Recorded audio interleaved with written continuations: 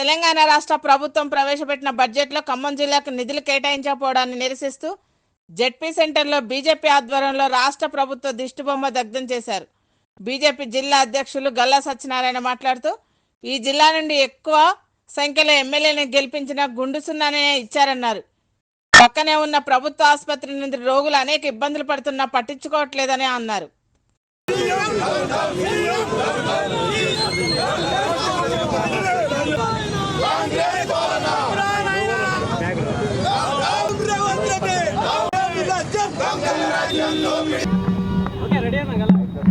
తెలంగాణ రాష్ట్రంలో ఈ రాష్ట్రంలో కాంగ్రెస్ పార్టీ అధికారంలోకి వస్తే ప్రజలకు మంచి చేస్తాము, అభివృద్ధిలో పరుగులు పెట్టిస్తామని చెప్పి హామీ ఇచ్చి అధికారంలోకి వచ్చినటువంటి కాంగ్రెస్ పార్టీ ఈరోజు అసెంబ్లీలో బడ్జెట్ ప్రవేశపెట్టింది. ఈ అసెంబ్లీలో బడ్జెట్ ప్రవేశపెట్టినటువంటి సందర్భంగా ఖమ్మం జిల్లాకు ఈరోజు ఎప్పుడూ రేవంత్ రెడ్డి గారు చెప్పిన విధంగా గుండు సున్నానే ఈరోజు ఖమ్మం జిల్లాకు ఈ కాంగ్రెస్ ప్రభుత్వం కావచ్చు, ఆర్థిక మంత్రి బట్టి విక్రమార్క గారు కావచ్చు, ఈనాటి ముఖ్యమంత్రి రేవంత్ రెడ్డి గారు కావచ్చు కేటాయించారు. ఈరోజు ఈ కాంగ్రెస్ పార్టీ ఖమ్మం జిల్లాకు తీవ్ర అన్యాయం చేసింది. ఈ రాష్ట్రంలో అధికారంలోకి రావటం కోసం ఈ జిల్లా నుంచి పెద్ద ఎత్తున ఎమ్మెల్యేలను గెలిపించినటువంటి పరిస్థితి అయినప్పటికీ కూడా ఈ జిల్లాకి కనీసం నిధులు కేటాయించకుండా మనం చూసినట్టయితే ఈరోజు ఈ జెడ్పీ సెంటర్ పక్కనే ఉన్నటువంటి ప్రభుత్వ హాస్పిటల్ ఏదైతే ఉందో ఈ హాస్పిటల్లో ప్రతిరోజు కూడా 500 నుంచి 1000 మంది ఈరోజు ఓపీ పేషెంట్స్ వచ్చేటువంటి పరిస్థితి ఉంది. అవుట్ పేషెంట్స్ వాళ్ళందరికీ కూడా సౌకర్యాలు లేవు, బిల్డింగ్స్ లేవు. ఈరోజు అక్కడ గవర్నమెంట్ హాస్పిటల్లో ఎక్కడ చూసినా కానీ దుర్వాసన వస్తున్నటువంటి పరిస్థితి. కనీసం అక్కడ బిల్డింగ్ కూడా నిధులు కేటాయించక బిల్డింగ్ కూలిపోయేటువంటి పరిస్థితి. అదేవిధంగా మెడికల్ కాలేజ్ ఒకటి శాంక్షన్ చేసి అది కట్టుకోవడానికి నిధులు శాంక్షన్ చేయనటువంటి పరిస్థితి ఈనాడు ఈ కాంగ్రెస్ ప్రభుత్వాన్ని. ఎన్డీఏ కూటమి ఆధ్వర్యంలో విశాఖలో కార్గిల్ విజయోత్సవ ర్యాలీ నిర్వహించి అమరవీరులకు నివాళులర్పించారు. టీడీపీ నగర అధ్యక్షుడు గండి బాబ్జీ మాట్లాడుతూ 1999 సంవత్సరంలో కార్గిల్లో పాకిస్తాన్ దుశ్చర్యలకు పాల్పడిందన్నారు. యుద్ధంలో 527 మంది భారత సైనికులు అమరులయ్యారన్నారు.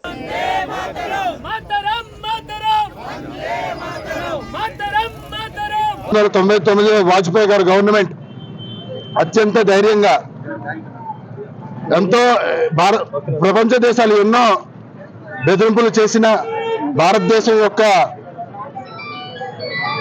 ప్రతిష్టను కార్గిల్ యుద్ధం ద్వారా పాకిస్తాన్ ఓడించి మా భారతదేశంలో ఉన్న ప్రతి ఒక్క ప్రజలు వాళ్ళ యొక్క దేశభక్తిని ఈరోజు ప్రపంచానికి చేయబడిందంటే కేవలం ఈరోజు కార్గిల్ యుద్ధం జరిగిన తర్వాత మన దేశం యొక్క ప్రతిష్టను ప్రపంచానికి తెలియజేశారు. అలాంటిది ఈరోజు సుమారు 25 సంవత్సరాల తర్వాత కార్గిల్ విజయ దివాస్ అని చెప్పి కేంద్ర ప్రభుత్వం జారీ చేయడం ఎంతో సంతోషకరం.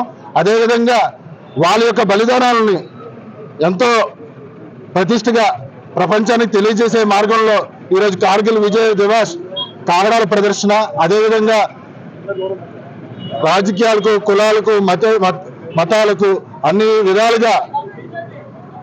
భారతదేశం యొక్క ఔన్నత్యాన్ని చాటింప చేసే విధంగా ఈరోజు ఈ విజయోత్సవాలు భారతదేశ వ్యాప్తంగా జరుగుతూ ఉన్నాయి.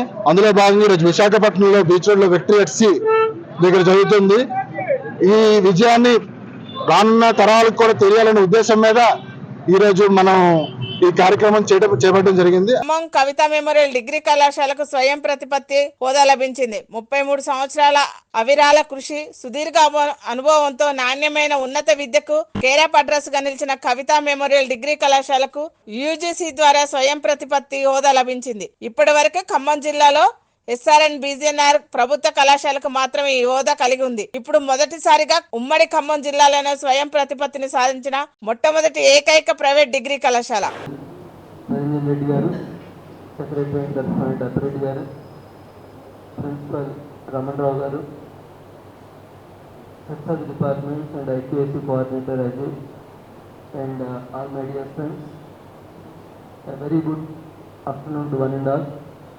First of all, a very happy occasion to celebrate. ఇంత మంచి అకేషన్ చాలా తక్కువ సార్లు వస్తుంది. 30 సంవత్సరాలు పూర్తి చేసుకున్నటువంటి ఒక సంస్థ ఎలా అయితే తల్లిదండ్రులు చేయి వదిలి తనంతట తాను సంపాదించుకోవడానికి ఒక పిల్లవాడు ఉద్యోగం సంపాదిస్తే ఎంత సంతోషం వేస్తుందో, అదేవిధంగా ఒక యూనివర్సిటీ పాలనలో ఉన్నటువంటి కాలేజీ తనంతట తాను స్వయం ప్రతిపత్తిని సంపాదించడం కూడా అంతే గొప్ప విజయంగా భావించాలి. విశాఖపట్నం ఓడరేవుకు పెద్ద మంగనీస్తో ఎంవీ హైవే నౌక వచ్చింది. ఈ భారీ నౌకను జనరల్ కార్గో బెర్త్లో బెర్తింగ్ చేశారు. ఎంవీ హైవే భాగం నుంచి 1,99,900 మెట్రిక్ టన్నుల మాంగనీస్ రవాణా చేస్తుంది. భారతీయ పోర్టుకు సింగిల్ నౌక ద్వారా తీసుకొచ్చిన అతిపెద్ద సరుకు ఇదే కావడం విశేషం. ఈ సరుకును ప్రపంచంలోని మాంగనీస్ ఎగుమతికి పేరు పొందిన ప్రముఖ మాంగనీస్ ఎగుమతిదారుడు ఎరామెట్ ఎస్సీఏ ఫ్రాన్స్ రవాణా చేశారు. భద్రాద్రి కొత్తగూడెం జిల్లా పాల్వంచ టౌన్ ఎస్ఐ బాణాలరాము ఏసీబీకి చిక్కారు. పాల్వంచ టౌన్ ఎస్ఐ బాణాలరాము ఓ ల్యాండ్ కేసు విషయంలో శ్రావణి అనే మహిళ నుండి 20,000 లంచం డిమాండ్ చేశారు. ఎస్ఐ బీరాము కేసు వాదిస్తున్న లాయర్ లక్ష్మారెడ్డి ఏసీబీకి ఫిర్యాదు చేయడంతో ఏసీబీ అధికారులు రంగంలోకి దిగారు. తన ఇంటి వద్ద 20,000 లంచం తీసుకుంటుండగా రెడ్ హ్యాండెడ్గా ఏసీబీ అధికారులు పట్టుకున్నారు. నా పేరు లక్ష్మారెడ్డి, హైకోర్టులో అడ్వకేట్లో ప్రాక్టీస్ చేస్తాను. అప్పుడప్పుడు కొన్ని కేసులు కొత్తగూడెం కోర్టులో కూడా చేస్తూ ఉంటాను. మా క్లయింట్ అయిన సీరపు శ్రావణికి కొత్తగూడెంకు చెందిన బాలసాని గణేష్ గౌడ్ అనేటువంటి వ్యక్తి తన దగ్గర అప్పుగా తీసుకున్నాడు కొంత అమౌంట్. ఆ అమౌంట్ ఇవ్వకుండానే అతను చనిపోయాడు. వాళ్ళ లీగల్ హెయిరర్స్ అయిన వాళ్ళ భార్య మీద అనురాధ, వాళ్ళ ఇద్దరు కశ్యప్ గౌడ్, నిశాంత్ గౌడ్ అనే ముగ్గురు మీద Kothagudem principal senior civil judge కోర్టులో మనేరీ కవర్ సూట్ వేసి వాళ్ళ ప్రాపర్టీ ఏదైతే ఉందో ఆ ప్రాపర్టీ మీద అటాచ్మెంట్ ఆర్డర్ తీసుకున్నారు. అటాచ్మెంట్ అయిన ఆ ప్రాపర్టీని ఒక 15 రోజుల తర్వాత చావా శ్రీనివాసరావు అనేటువంటి వ్యక్తి వచ్చి వీళ్ళతోటి ఈ ప్రాపర్టీ నేను కొనుక్కుంటున్నాను, ఈ ప్రాపర్టీకి సంబంధించినటువంటి అమౌంట్ నేనే పే చేస్తాను, కావాలంటే మీరు వాళ్ళతో కూడా మాట్లాడండి, వాళ్ళతో కూడా మాట్లాడిస్తాడు. ఎవరైతే మనకి డెబిటర్స్ ఉన్నారో వాళ్ళతో కూడా మాట్లాడిస్తాడు. ఇతను ఇస్తాడు అనే నమ్మకంతో మేము కోర్టులో ఫర్దర్ ప్రొసీడింగ్ కోసం వెళ్ళము. కొంత పీరియడ్ తర్వాత అతను ఆ డబ్బులు చెల్లించకుండానే ఆ ప్రాపర్టీని వాళ్ళ కొడుకైన రుషిల్ చౌదరి పేరు మీద రిజిస్ట్రేషన్ చేయించుకుంటాడు. ఆ విషయం మాకు చాలా 2 నెలల తర్వాత 3 నెలల తర్వాత తెలుస్తుంది. తెలిసి ఈసీ చెక్ చేసుకుంటే ఆల్రెడీ అతను వాళ్ళ అబ్బాయి పేరు మీద రిజిస్టర్ చేసినట్టుగా, దాన్ని కరూర్ వైశ్య బ్యాంకులో తనఖా పెట్టి వాళ్ళ బ్యాంకర్స్ని కూడా మోసం చేసి 51 లక్షల లోన్ తీసుకున్నట్టుగా తెలిసింది ఈసీ ద్వారా. పూర్తి డీటెయిల్స్ తీసుకొని అతను చావా శ్రీనివాసరావు దగ్గరికి పెద్ద మనుషుల సమక్షంలో శ్రావణి వెళ్తే అతను ఏం చెప్తాడంటే, నేను రాఘవక దగ్గర నాకు ఇంకెవరో సిపిఐ లీడర్స్ పేర్లు చెప్పేసి పొలిటికల్ ఇన్ఫ్లుయెన్స్ ఉంది, నువ్వు ఇంకోసారి మా ఇంటికి వచ్చిన డబ్బుల కోసం నాకు ఫోన్ చేసినా చంపేస్తాను అమ్మాయిని బెదిరిస్తాడు, నువ్వు నాకు ఎవరైతే అమ్మారో వాళ్ళనే కనుక్కోండి అని చెప్తాడు. వాళ్ళని అడిగితే వాళ్ళు కూడా బెదిరిస్తారు, మీకు చాదైంది చేసుకోండి అని చెప్పేసి. ఈ విషయంలో పాల్వంచ పట్టణ పోలీస్ స్టేషన్లో 19/5న కంప్లైంట్ చేశాను. కంప్లైంట్ చేస్తే ఎస్ఐ రాము ఫిర్యాదు తీసుకొని ఎలాంటి చర్య తీసుకోలేదు. దాని మీద ఎస్పీ గారికి కూడా రిజిస్టర్ పోస్ట్లో కంప్లైంట్ పంపించాము. అక్కడ నుంచి కూడా ఎట్లాంటి ఇంటిమేషన్ రాలేదు. అప్పుడు కొత్తగూడెం థర్డ్ ఏడిఎం కోర్టులో ప్రైవేట్ కంప్లైంట్ ఫైల్ చేసి ఈ అక్యూజ్డ్ అందరి మీద ఎఫ్ఐఆర్ చేయమని ఆర్డర్స్ తీసుకున్నాను. ఆ ఆర్డర్స్ బాణాల రాము గారికి ముట్టిన తర్వాత ఒక 4-5 రోజుల తర్వాత 10 రోజుల తర్వాత ఎఫ్ఐఆర్ చేస్తాడు. ఎఫ్ఐఆర్ చేసి నాకు 2వ రోజు 3వ రోజు ఫోన్ చేసి, రెడ్డి గారు మీకు ఆ కేసులో ఎఫ్ఐఆర్ చేశాను, వచ్చి కలవండి అని చెప్పాడు. వచ్చి కలిస్తే అది ఎఫ్ఐఆర్ చేసామండి, దాంట్లో చావా శ్రీనివాసరావు బాగా ఇన్ఫ్లుయెన్స్డ్ పర్సన్, డిఎస్పీ గారితో చెప్పించాడు, మా డిఎస్పీతో చెప్పించాడు, కొత్తగూడెం డిఎస్పీతో చెప్పించాడు, ఎస్పీ గారితో చెప్పించాడు, మేమేం చేయలేకపోతున్నాం, అందుకే పాత కంప్లైంట్ క్లోజ్ చేసాము. ఈసారి మీరు కొంచెం మాకు ఏదైనా కోఆపరేట్ చేయండి. ఏం చేయాలి సార్ అంటే, డబ్బులు ఇవ్వండి అన్న. ఎంత చెప్పండి అన్న. మీరు ఇవ్వండి అంటే మీరు చెప్పండి సార్ అంటే, మీరు ఇవ్వండి నేను చేస్తాను, ముందు ఒక 20,000 ఇవ్వండి, తర్వాత ఫర్దర్గా మిగతా అమౌంట్ ఇద్దరు కానీ అంటే ఓకే సార్ అని చెప్పేసి ఏసీబీ డీజీ గారికి ఇటు విషయం ఫిర్యాదు చేయడం జరిగింది. ఆ 20,000 తీసుకొచ్చేసి ఈరోజు వారికి ఎస్ఐ గారికి ఇవ్వగా ఏసీబీ డిఎస్పీ గారు వచ్చి డ్రాప్ చేయడం జరిగింది. ఇంట్లో ఇచ్చాను. నేనే ఇచ్చాను. నా పేరు వై రమేష్ అండి. నేను ఏసీబీ డిఎస్పీ ఖమ్మం భద్రాద్రి కొత్తగూడెం చూస్తాను డిఎస్పీ గారు. ఈరోజు ఇక్కడ పాల్వంచ రావడం జరిగింది. ఇక్కడ పాల్వంచ టౌన్ ఎస్ఐ బాణాల రాము ఈరోజు బ్రైబు 20,000 తీసుకుంటే ఇక్కడ రెడీ హ్యాండ్గా పట్టుకున్నాం. ఏసీబీ టీమ్ అంతా వచ్చి ట్రాప్ చేశాను ఈరోజు. దీనికి ఏంటంటే దీనికి ఈ పాల్వంచ టౌన్ పోలీస్ స్టేషన్లో క్రైమ్ నెంబర్ 286/24 కింద సీరపు శ్రావణి అనే ఆవిడ ఒక కంప్లైంట్ ఇస్తుంది. కంప్లైంట్ని కోర్టు రిపోర్ట్గా వస్తుంది. ఆ కంప్లైంట్ వచ్చిన తర్వాత కేసు రిజిస్టర్ చేస్తారు. ఎస్ఐగా రిజిస్టర్ చేసినటువంటి కేసుకి సంబంధించిన అక్యూజులు ఇందులో 5 అక్యూజులు ఉన్నారు.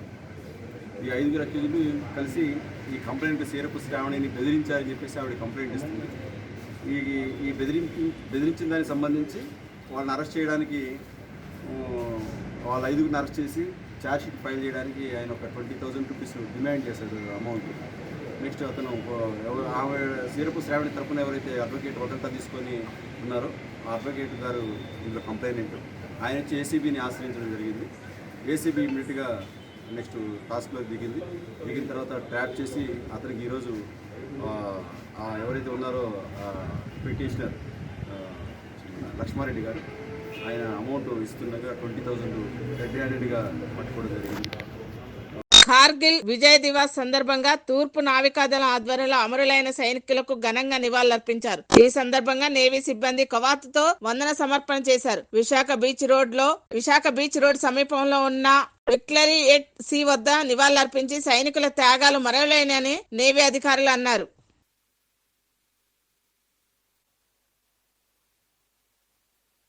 అంబేద్కర్ కోనసీమ జిల్లా అంబాజీపేట మండలం ఇసుకపూడి గ్రామానికి చెందిన సరేళ్ల వీరేంద్ర కుమార్ సౌదీ అరేబియా నుండి హైదరాబాద్ కు చేరుకున్నాడు. సౌదీ అరేబియాలో వంటల దగ్గర కాపరిగా నియమించడంతో తాను చాలా ఇబ్బందులు ఎదుర్కొంటున్నానని ఒక వీడియో రిలీజ్ చేసిన సంగతి అందరికి తెలిసిందే. అది సోషల్ మీడియా ద్వారా ప్రభుత్వానికి తెలిసింది. దీంతో ప్రభుత్వం స్పందించి ఇండియాకు వచ్చే ఏర్పాట్లు చేయడంతో స్వదేశానికి తిరిగి వచ్చాడు. వీరేంద్ర రాకతో వారి కుటుంబ సభ్యులు సంతోషపడ్డారు.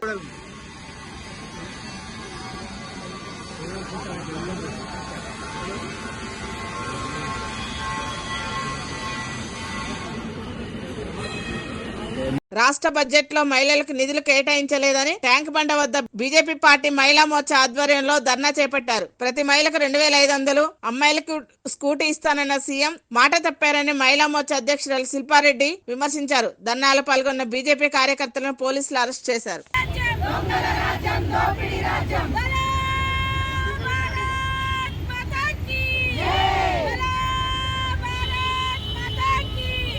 కేంద్రంలో బలం ఉండి కూడా చంద్రబాబు, పవన్ కళ్యాణ్ ప్రత్యేక హోదా సాధించలేకపోవడం సిగ్గుచేటని మాజీ ఎంపీ హర్షకుమార్ అన్నారు. పోలవరంలో అక్రమాలపై జ్యుడిషియల్ ఎంక్వైరీ వేయాలని డిమాండ్ చేశారు. పోలవరం ప్రాజెక్టులో సింగిల్ కాదు డబుల్ డయాఫ్రామ్ వాల్ కట్టాలన్నారు. టీడీపీ, వైసీపీ ప్రభుత్వాలు పోలవరం ప్రాజెక్టును ఏటీఎంలా వాడుకున్నాయని విమర్శించారు. పోలవరం ప్రాజెక్టు నిర్మాణం పూర్తి కాకపోవడానికి ప్రథమ దోషి చంద్రబాబు అయితే రెండో దోషి జగన్ అని ఆరోపించారు. దానికి పర్మిషన్ ఇవ్వాలి. అలాగే ఏమేమి జరిగినాయో ఏమేమి ఇంచుమించుగా ఇప్పుడు దాకా పోలవరం కట్టింది ఏదైతే ఉందో ఆల్మోస్ట్ అంతా వేస్ట్. మళ్ళీ కొత్తగా పోలవరం కట్టే పరిస్థితి ఈరోజు వచ్చింది. ఇది ఎందుకు జరిగింది, ఎలా జరిగింది అని మనం చూసుకున్నట్లయితే నేను మొదటి నుంచి చెప్తానున్నాను. డాక్టర్ సిఎన్ రావు గారు మన భారతదేశంలో ఈ యొక్క ప్రాజెక్ట్ కట్టడంలో మేధావైనటువంటి పోలవరం ఇక్కడ కట్టడం అన్నది కరెక్ట్ కాదు అని ఎప్పుడో సలహా ఇచ్చారు. సరే, అందరి సలహాలు కాకుండా పోలవరం మొదలుపెట్టారు. మొదలుపెట్టి ఇది సరిగ్గా కట్టకపోతే వచ్చే ప్రమాదం ఏంటంటే, కట్టకపోయినా పద్ధతి ఈ సరిగ్గా కట్టకపోతే వచ్చే ప్రమాదం ఏంటంటే ఏ మాత్రం తేడా వచ్చినా 2 జిల్లాలు ఎగిరిపోతాయి. ఖమ్మం జిల్లాతో పాటు ఆంధ్ర, కేరళ రాష్ట్రాల్లో దొంగతనాలకు పాల్పడుతున్న వ్యక్తిని ఖమ్మం 3 టౌన్ పోలీసులు అరెస్ట్ చేశారు. ఈరోజు ఉదయం గాంధీ చౌక్లో మన CCS మరియు 3 ఎప్పుడు చేసినా కూడా ఇతను ఒక్కడే చేస్తాడు. 2 years నుంచి ఇదే అలవాటు చేస్తుంది. ఇన్ని కేసులు దాదాపు ఒక 20-25 కేసులు దాకా 3 టౌన్ సిబ్బంది ఇద్దరు కలిసి ఇన్ఫర్మేషన్ మీద సంపటి ఉమాప్రసాద్ అని చెప్పే పాత నేరస్తుని పట్టుకున్నారు. అతన్ని ఇంట్రాగేషన్ చేయంగా అతను ఖమ్మంలో దాదాపు ఇప్పుడు ఖమ్మము వైరా మొత్తం 8 అఫెన్స్లు ఒప్పుకున్నాడు. అతని దగ్గరికి వెళ్ళి దాదాపు 29 తులాలు అంటే 290 గ్రాముల బంగారము రికవరీ చేయటమైంది. ప్లస్ ఇతను కొన్ని ఇళ్లలో పైసలతోని 40,000 70,000 అట్లా పైసలు కూడా తీసుకున్నాడు. దాంతోనే హైదరాబాద్లో ఒక స్కూటీ కొన్నాడు, 1,20,000 పెట్టి స్కూటీ కొన్నాడు. అది హైదరాబాద్లో ఉంది. ఇతన్ని మళ్ళీ పోలీస్ కస్టడీ తీసుకుని ఆ స్కూటీ కూడా రికవర్ చేస్తాము. ఇప్పుడు ఈ బంగారం 29 తులాల బంగారము ఇప్పుడు తోని ఇతన్ని ఇవాళ ఉదయం పట్టుకున్నాము. CCS సిబ్బంది దీని లోపల కృషి బాగుంది. CCS సిబ్బంది మరియు 3 టౌన్ సిబ్బంది ఇద్దరు సిబ్బంది వల్ల కృషి వల్ల పట్టుకున్నాము. దాదాపు 8 కేసులు దీని లోపల డిటెక్ట్ అయినాయి. గతంలో కూడా ఇతని మీద చాలా కేసులు ఉన్నాయి. ఇక్కడ మనం కేసులు అయిపోయిన తర్వాత ఇక్కడ చేస్తున్నాడని చెప్పి అతను మళ్ళీ కేరళలో పోయి కేరళలో కూడా కేసులు చేసినాడు. తర్వాత సూర్యాపేట చేసినాడు, కోదాడ చేసినాడు, హైదరాబాద్లో కూడా చేసినాడు. ఇవన్నీ చాలా కేసులు ఉన్నాయి. మళ్ళీ దీనికే అలవాటు పడ్డాడు ఇతను. మళ్ళీ ఇవాళ ఇతన్ని ట్రాక్ చేసినందుకు CCS సిబ్బందికి మరియు 3 టౌన్ సిబ్బందికి అభినందనలు తెలిపిస్తారు.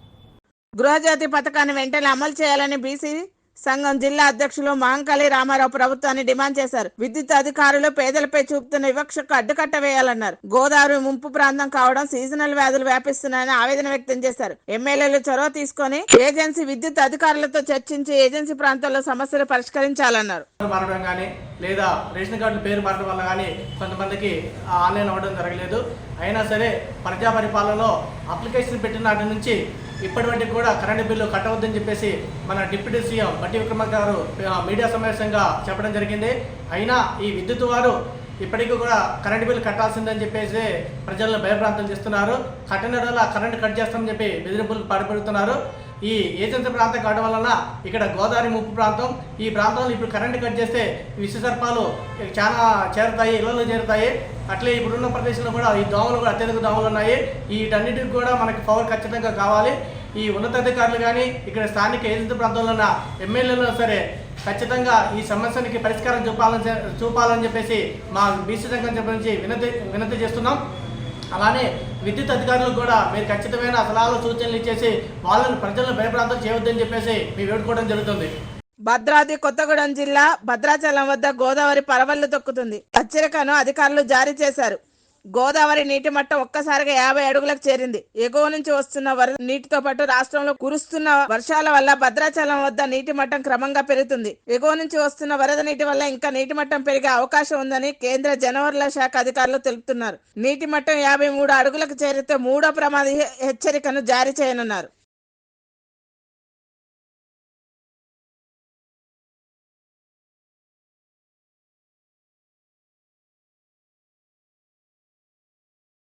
కాపులకు రిజర్వేషన్ కల్పించేలా సీఎం చంద్రబాబు, ఉప ముఖ్యమంత్రి పవన్ కళ్యాణ్ చొరవ తీసుకోవాలని కాపు బలిజ సంక్షేమ సేన అధ్యక్షుడు హరిరామ జోగయ్య డిమాండ్ చేశారు. వైసీపీ ప్రభుత్వంలో జగన్ కాపుల రిజర్వేషన్ అమలు చేయకుండా నిలిపివేశారని విమర్శించారు. ప్రభుత్వం న్యాయస్థానంలో కొత్త అఫిడవిట్లు దాఖలు చేయాలని డిమాండ్ చేశారు. వాళ్ళకి విద్యా ఉద్యోగాల్లో రిజర్వేషన్ సౌకర్యం కలగజేశారు. తర్వాత కాలంలో అనేక మంది ముఖ్యమంత్రులు వచ్చారు. ఒక్క సంజయ్ గారు, విజయభాస్కర్ రెడ్డి గారు టైంలో తప్పితే తర్వాత ఈ మధ్య కాలంలో చంద్రబాబు నాయుడు గారు తప్పితే మిగతా ముఖ్యమంత్రుల కాలంలో కాపుల్ని గుర్తించకుండా, అంటే బీసీలుగా గుర్తించకుండా వారిని పక్కన పెడుతూ వచ్చారు. విజయభాస్కర్ రెడ్డి గారు కాపుల్ని బీసీలో చేస్తే రాజశేఖర రెడ్డి గారు ముఖ్యమంత్రి అయిన తర్వాత కాపుల్ని బీసీలో తొలగించారు, ఉన్నది కూడా తీసేశారు.